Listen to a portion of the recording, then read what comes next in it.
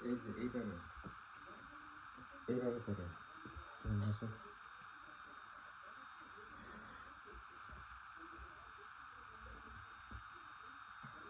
তুমি উপরে খাওয়ার পরে তারপর সবাই চলে গেছে শেষ করে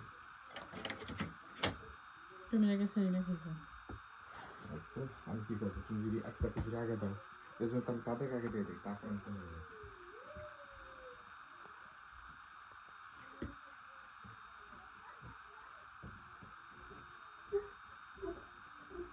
চাবি